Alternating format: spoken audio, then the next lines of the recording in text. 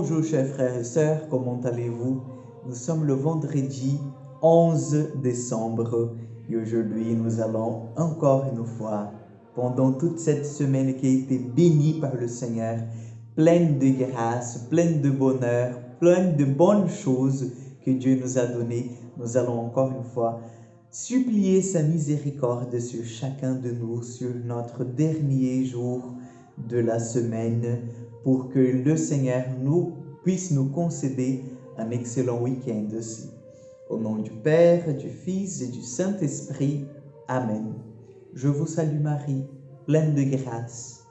Le Seigneur est avec vous, vous êtes bénie entre toutes les femmes, et Jésus, le fruit de vos entrailles, est béni.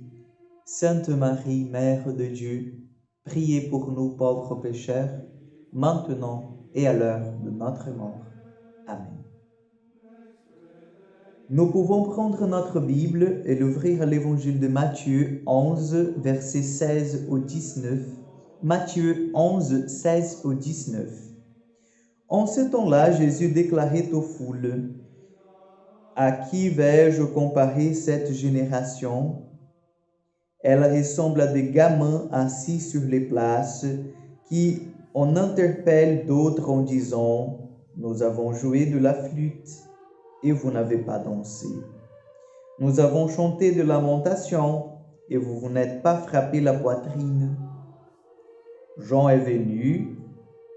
En effet, il ne mange pas, il ne boit pas, et l'on dit, c'est un possédé. Le Fils de l'homme est venu, il mange et boit, et l'on dit, voilà un glouton et un ivrogne, un ami des publicains et des pécheurs. Mais la sagesse de Dieu a été reconnue juste à travers ce qu'elle fait. Acclamons la parole de Dieu. Chers frères et sœurs, nous sommes dans le cœur de la problématique, en fait, de la venue du Seigneur. L'humanité tout entière a été préparée depuis la révélation de Dieu à notre père Abraham, depuis la promesse, en fait, que Abraham allait avoir, en fait, toute une génération, toute une postérité. Dieu commence à préparer un peuple pour révéler, pour montrer son visage, pour montrer en fait son Fils bien-aimé, pour nous ouvrir le ciel, pour se montrer dans la plénitude à chacun de nous. Dieu commence à préparer ce peuple. Dieu fait plusieurs alliances. Dieu se révèle parmi les prophètes. Dieu se révèle parmi des signes extérieurs. Dieu se révèle, par exemple, par la colonne de nuée, par la colonne de feu, par la nuée. Dieu se révèle maintes fois au peuple d'Israël en le préparant pour la révélation, pour la plénitude de temps, comme on dit. Et Jésus vient dans la plénitude de temps. Le temps où il a plu au Père de se révéler à chacun de nous. Le problème, c'est que pas tous l'ont reconnu. Quelques-uns ont vu Jésus et ont dit, oui, peut-être c'est lui, mais de toute façon, à quoi ça change dans ma vie?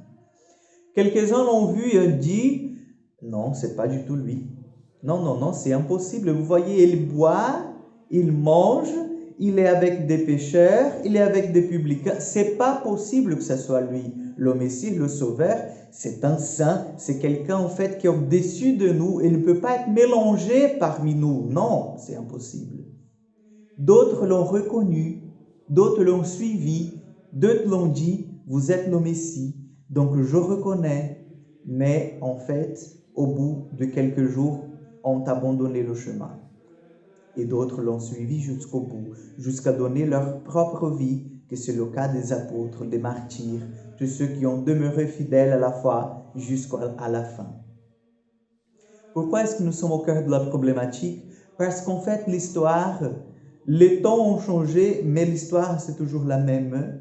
Jésus se révèle, Jésus se montre à chacun de nous, Jésus se donne à chacun de nous, mais nous avons toujours le même genre de gens. Ceux qui ne le reconnaissent pas, ceux qui disent peut-être il y a quelque chose, Ceux qui disent oui, c'est toi, mais au bout de quelques mois, quelques années, le laissent tomber, et ceux qui essayent d'être fidèles jusqu'au bout.